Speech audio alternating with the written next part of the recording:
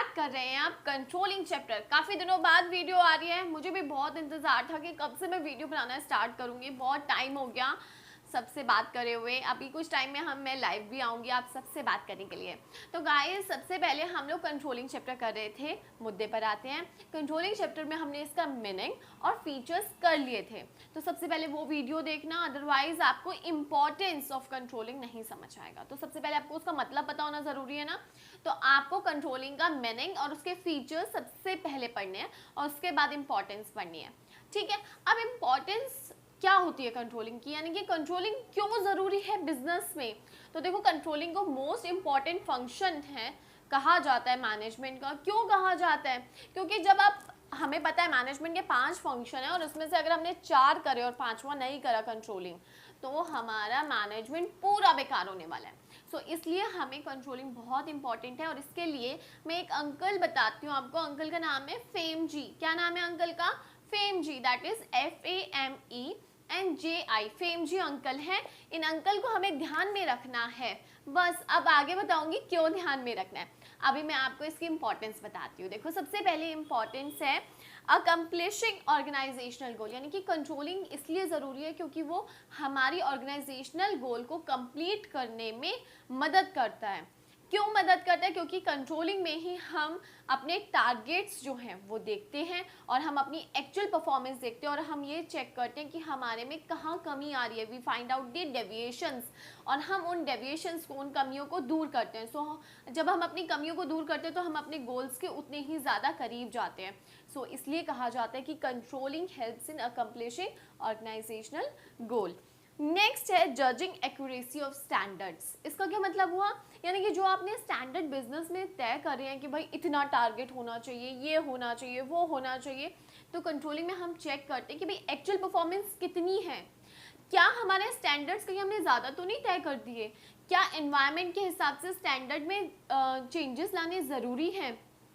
ये सब चीज़ें कब चेक करी जाती है? जब हम कंट्रोलिंग करते हैं। दैट्स वाई हम अपने स्टैंडर्ड्स की एक्यूरेसी को चेक कर पाते हैं। हम एनवायरनमेंट को देख पाते हैं कि भाई एनवायरनमेंट में ये चेंजेस आए हैं तो हमें स्टैंडर्ड में भी चेंजेस करने पड़ेंगे। यानी कि अगर एनवायरनमेंट में कोई पॉलिसी चेंज हो रही है, मशीन चेंज हो रही है, टेक्नोलॉजी चेंज हो रही है, तो हमें अपने स्टैंडर्ड्स भी चेंज करने पड़ेंगे। और वो कहाँ पे हमें पता चलता है? कंट्रोलिंग में।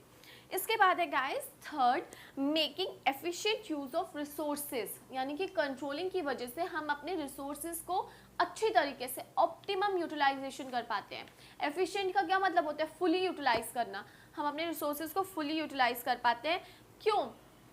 अब क्यों का आंसर क्या है? क्योंकि हम गलतियां कम करते हैं, हम अपनी एक्यूरेसी को चेक करते हुए चलते हैं, हम अपने एक्चुअल डेटा, हमें पता है हमारे ये टारगेट्स है और हम उसी की तरफ दौड़ रहे होते हैं, और जिसकी वजह से हम अपनी गलतियों को कम करते हैं।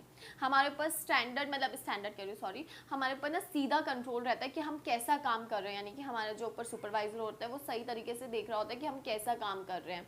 तो जिसकी वजह से क्या होता है, हमारे रिसोर्सेज जो है वो फुली तरीके से यूटिलाइज होते हैं। और दूसरा इसके पीछे रीज़न ये भी है क्योंकि हमें पता है कि हमें इतना तो काम करना है।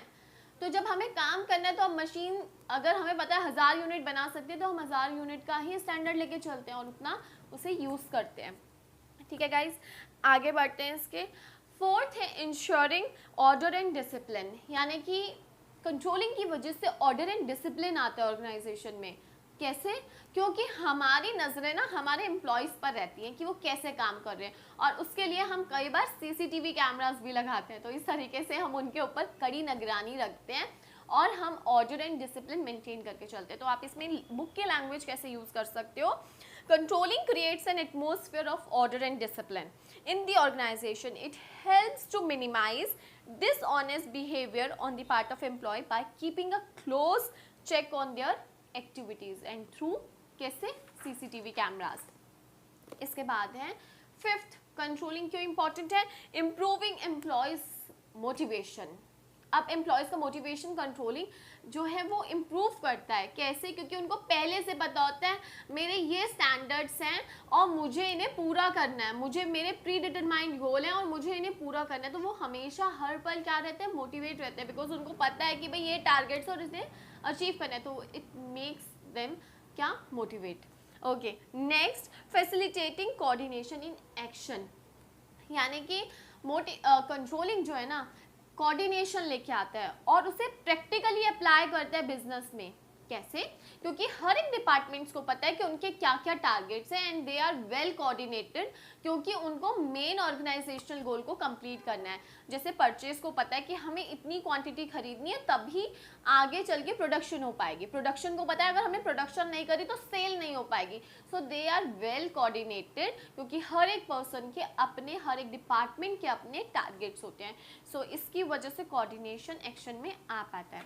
अब गाइस मैंने ना टोटल 6 इंपॉर्टेंस आपको बताई है। First is accomplishing organisational goal, judging, second judging accuracy of standard, third making efficient use of resources, fourth ensuring order and discipline, and fifth is improving employees motivation, and sixth is facilitating coordination in action। ठीक है, तो 6 ये जो है ना क्या है importance है, इनके फर्स्ट वर्ड क्या है? AJMEIF। अब ये जो 6 वर्ड्स बन रहे हैं इसको मैंने शॉर्ट फॉर्म में बनाया है फेम जी अंकल। तो आपको कंट्रोलिंग के नाम से फेम जी अंकल याद आने चाहिए। फेम, फेम यानी कि एफ से स्टार्ट हो रहा है, facilitating coordination in action. A accomplishing organisational goal. M making efficient use of resources. E ensuring order and discipline। J that is judging accuracy of standards, and I improving employees motivation। So Fame ji uncle जो हैं हमारे, वो हमारे controlling की importance बताते हैं। तो आपको इस तरीके से आप इसे याद कर सकते हो। तो गाइज आज की इस वीडियो में इतना ही था। अगर आपको ये वीडियो पसंद आई है, समझ आई है, तो इस वीडियो को लाइक शेयर एंड कमेंट जरूर करना, चैनल को सब्सक्राइब करना, बेल आइकन को प्रेस करना, और अपने डाउट आप मेरे से इंस्टाग्राम एंड यूट्यूब पर पूछ सकते हैं। Thank you.